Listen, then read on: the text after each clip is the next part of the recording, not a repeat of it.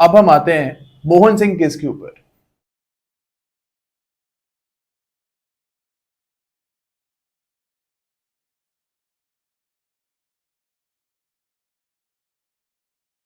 अब इस केस में बोला गया था that if some part of section number 313 statement, if some part of section number 313 statement is exculpatory, okay, and some part is inculpatory। अब exculpatory वो part होता है जो कि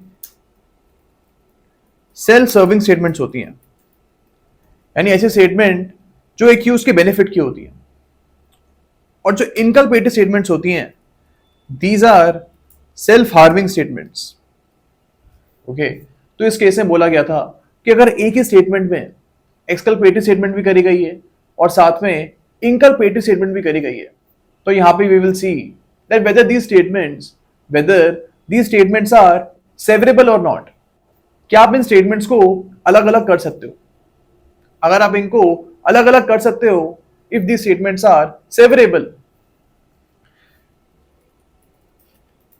then in that case that part of the statement will be used which is in line with the circumstantial evidences।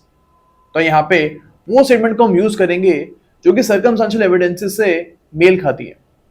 For example, जो इनकल्पेटरी statement इसने करी है, सेल्फ हार्मिंग स्टेटमेंट इसने जो करी है, वो सर्कमस्टेंशियल एविडेंसेस से मेल खाती है। तो यहां पे the court will rely upon the inculpatory statement, यानी ऐसी स्टेटमेंट जो एक्यूज के खिलाफ जा रही है।